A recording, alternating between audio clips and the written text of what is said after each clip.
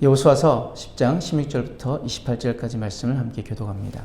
그 다섯 왕들이 도망하여 막게다의 굴에 숨었더니 어떤 사람이 여호수아에게 고하여 이르되 막게다의 굴에 그 다섯 왕들이 숨은 것을 발견하였나이다 하니 여호수아가 이르되 굴 어귀에 큰 돌을 굴려 막고 사람을 그 곁에 두어 그들을 지키게 하고 너희는 지체하지 말고 너희의 대적의 뒤를 따라가 그 후근을 쳐서 그들이 자기들의 성읍에 들어가지 못하게 하라. 너희 하나님 여호와께서 그들을 너희 손에 넘겨주셨느니라 하고 여호수아와 이스라엘 자손이 그들을 크게 살육하여 거의 진멸하였고 그 남은 몇 사람은 견고한 성들로 들어간 고로 모든 백성이 평안히 막게다 진영으로 돌아와 여호수아에게 이르렀더니 혀를 올려 이스라엘 자손을 대적하는 자가 없었더라. 그때 여호수아가 이르되 굴 어귀를 열고 그 굴에서 그 다섯 왕들을 내게로 끌어내라 하매 그들이 그대로 하여 그 다섯 왕들 곧 예루살렘 왕과 헤브론 왕과 야르뭇 왕과 라기스 왕과 에글론 왕을 굴에서 그에게로 끌어내니라. 그 왕들을 여호수아에게로 끌어내매 여호수아가 이스라엘 모든 사람을 부르고 자기와 함께 갔던 지휘관들에게 이르되 가까이 와서 이 왕들의 목을 발로 밟으라 하매 그들이 가까이 가서 그들의 목을 밟으매 여호수아가 그들에게 이르되 두려워하지 말며 놀라지 말고 강하고 담대하라. 너희가 맞서서 싸우는 모든 대적에게 여호와께서 다 이와 같이 하시리라 하고 그 후에 여호수아가 그 왕들을 쳐 죽여 다섯 나무에 매달고 저녁까지 나무에 달린 채로 두었다가 해질 때에 여호수아가 명령하매 그들의 시체를 나무에서 내려 그들이 숨었던 굴 안에 던지고 굴 어귀를 큰 돌로 막았더니 오늘까지 그대로 있더라. 함께 했습니다. 그날에 여호수아가 막게다를 취하고 칼날로 그 성읍과 왕을 쳐서 그 성읍과 그 중에 있는 모든 사람을 진멸하여 바치고 한 사람도 남기지 아니하였으니 막게다 왕에게 행한 것이 여리고 왕에게 행한 것과 같았더라. 아멘.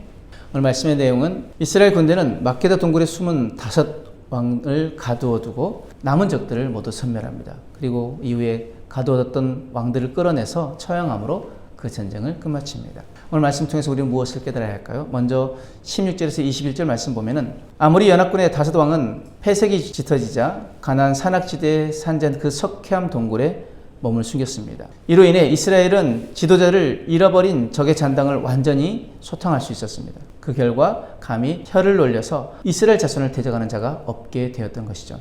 오늘 우리 이 땅의 모든 교회들 가운데 그 교회들이 불법과 추문 때문에 세간의 손가락질 받는 현상은 지극히 비정상적입니다. 왜 이렇게까지 교회가 신뢰를 잃고 그 신뢰가 바닥을 치고 있는지 우리는 돌아보아야 되고 우리가 먼저 회개하고 거룩하고 옳은 선택을 함으로써 하나님의 거룩하심을 세상에 드러내는 교회와 성도가 되어야 합니다. 로마서 12장 2절 말씀에 너희는 이 세대를 본받지 말고 오직 마음을 새롭게 함으로 변화를 받아 하나님의 선하시고 기뻐하시고 온전하신 뜻이 무엇인지 분별하도록 하라. 하나님의 선하시고 기뻐하시고 온전하신 뜻이 무엇인지 분별하려면 우리가 어떻게 해야 하느냐? 이 세대를 본받지 않고 마음을 새롭게 함으로 변화를 받는 것입니다. 그러면 이 세대를 본받지 않냐고 마음을 새롭게 함으로 변화를 받는 것은 무엇입니까? 베드로전서 1장 15절 16절 말씀에 오직 너희를 부르신 거룩한 이처럼 너희도 모든 행실에 거룩한 자가 되라. 기록되었을 때 내가 거룩하니 너희도 거룩할지어다 하셨느니라. 즉 모든 행실에 거룩한 자가 되어지는 것이 하나님이 우리에게 원하시는 것이고 그것이 바로 이 세대를 본받지 않고 마음을 새롭게 함으로 변화를 받는 삶이라는 것이죠. 거룩을 이루어드리는 삶, 모든 행실에 거룩한 자가 되어지길 원합니다. 19절에서 28절 말씀에 동굴에 들어간 다섯 왕을 가둔 것으로 전쟁이 끝났다고 할 수도 있습니다. 하지만 여호수아는 남은 적들을 섬멸하여 완전한 승리로 이끌게 되어집니다. 여호수아는 하나님께서 받았던 그 명령과 격려를 그리고 그 약속을 백성에게도 전달합니다. 여호와께서 그들을 너희 손에 넘겨주셨다는 그 약속은 이번 전투를 시작할 때 8절에 그 약속이었고 또 두려워하지 말며 놀라지 말고 강하고 담대하라는 격려는 여호수아가 이스라엘을 통솔하기 시작할 때 즉 1장 7절과 9절의 말씀을 여호수아에게 주셨던 것처럼 그 여호수아가 하나님이 여호수아에게 주셨던 그 말씀 그대로 백성들에게 주면서 그들을 격려하는 것이죠. 이스라엘의 지휘관들이 아모리 왕들의 목을 밟은 것처럼 예수님이 이미 사단의 머리를 상하게 하셨습니다. 그런데 우리는 왜 예수님께서 이미 십자가를 통해 승리하신 싸움인데 왜 우리는 패배를 경험하느냐? 한 몇 가지로 우리가 볼 수 있는데 첫 번째로 믿음이 부족하기 때문입니다. 우리의 패배는 예수님 완전히 믿지 못하는 데서 비롯한 것입니다.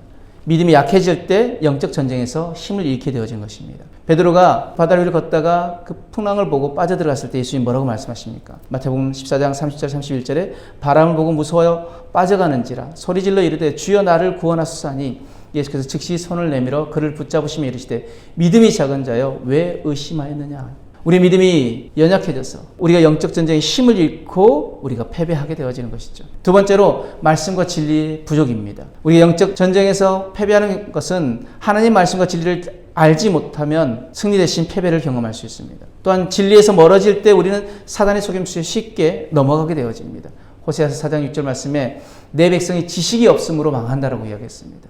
우리가 하나님 말씀을 제대로 알지 못하면 우리는 이 영적 싸움에서 승리할 수 없습니다. 하나님 말씀과 그 진리에 대해서 우리가 말씀으로 무장해야 될 줄 믿습니다. 세 번째는 기도 부족입니다. 기도가 부족하면 영적 전쟁에서 사탄에게 취약해질 수밖에 없습니다. 기도는 승리를 유지하는 필수 도구입니다. 마태복음 26장 41절 말씀에 시험에 들지 않게 깨어 기도하라.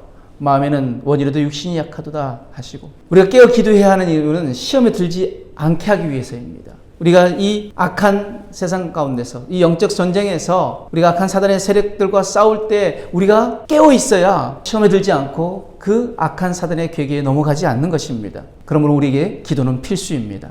네 번째는 육신을 따르기 때문입니다.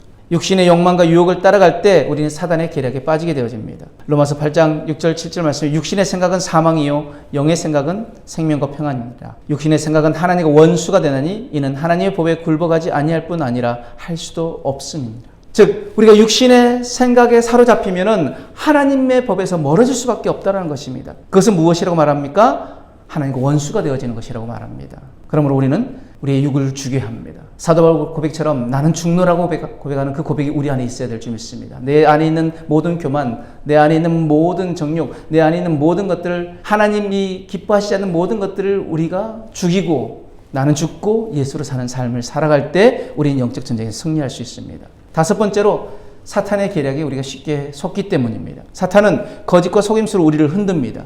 이를 분별하지 못할 때 우리는 패배를 경험할 수밖에 없습니다. 요한복음 8장 44절 말씀에 너희는 너희 아비 마귀에게서 났으니 너희 아비의 욕심을 따라 하려 하느니라. 예수님께서 왜 이 말씀하셨냐면 그 예수님을 대적하는 사람들이 예수님을 믿지 않으니까 그러면서 그들은 뭐라고 이야기합니까? 우리는 하나님이 우리 아버지시다 이야기할 때 예수님이 뭐라고 말씀하십니까? 하나님이 너희 아버지시라면 너희가 나를 받아들여야 한다. 왜? 내가 하나님 아버지께로 나왔고 하나님 아버지께로 보냄받은 사람이기 때문에 그렇다면 너희가 나를 사랑해야 되는데 너희가 나를 사랑하지 않기 때문에 너희는 너희 아비 마귀에서 났다라고 이야기하는 것이죠. 그러면서 그는 처음부터 살인한 자예요. 진리가 그 속에 없으므로 진리에 서지 못하고 거짓을 말할 때마다 제 것으로 말하나니 이는 그가 거짓말쟁이의 거짓의 아비가 되었습니다. 우리가 예수님을 사랑하지 못하는 것은 우리가 그 마귀에게 속하였기 때문이라는 거예요. 마귀에 사로잡혀 있기 때문이라는 것입니다. 그럼 우리는 그 사단의 그 속임수에 넘어가지 말아야 되고 사단의 그 장난에 우리가 빠지지 말아야 됩니다. 사단이 우리를 꼭두각시 만들어서 우리가 줄을 달고 이리 끌고 다니고 저리 끌고 다니는 그 모든 것에 우리가 넘어가지 말아야 합니다. 끊어내야 할 줄 믿습니다. 우리는 마귀를 대적해야 합니다. 여섯 번째로 자기 지혜와 힘을 의지하기 때문입니다. 자신의 힘이나 지혜를 의지할 때 하나님의 능력을 경험하지 못하고 우리는 영적 전쟁에서 패배할 수밖에 없습니다. 잠언 3장 5절에서 6절 말씀에 너는 마음을 다해 여호와를 신뢰하고 내 명철을 의지하지 말라. 너는 범사에 그를 인정하라. 그리하면 내 길을 지도하시리라. 우리의 명철, 우리의 지혜를 의지하는 것이 아니라 하나님을 인정하고 하나님을 신뢰하고 하나님을 믿고 나아갈 때 하나님 우리를 이끄시고 인도하실 줄 믿습니다. 마지막으로 우리가 순종이 부족하기 때문입니다. 하나님께 온전히 복종하지 않을 때 마귀를 대적할 힘을 잃게 되어집니다. 야고보서 4장 7절 말씀에 그런즉 너희는 하나님께 복종할지어다. 마귀를 대적하라. 그리하면 너희를 피하리라. 우리가 하나님께 온전하게 순종함으로 나아갈 때 그리고 그 순종함으로 우리가 마귀를 대적할 때 마귀는 우리를 피하여 도망가게 되어지는 것입니다. 결론으로 우리가 영적 전쟁에서 패배를 경험하는 것은 우리의 믿음과 말씀, 기도와 순종 이런 것들의 부족이 영적 전쟁에서 패배하게 만드는 것입니다. 하지만 예수님의 십자가의 승리는 이미 이루어졌고 우리는 그 승리를 믿고 의지하며 살아갈 때 매일의 영적 전투에서 우리는 승리할 수 있습니다. 그러므로 이렇게 결단해야 합니다. 최후 승리를 얻기까지 우리 앞에 놓인 믿음의 선한 싸움을 멈추지 않겠습니다. 그리고 하나님의 거룩하심을 닮아 모든 행실에 거룩한 자가 되겠습니다. 마귀에게 지지 않겠습니다. 마귀를 대적하며 나아가겠습니다. 이런 결단으로 오늘도 믿음 안에 승리하는 저와 여러분들의 삶이 되어지길 주님으로 축복합니다. 아멘.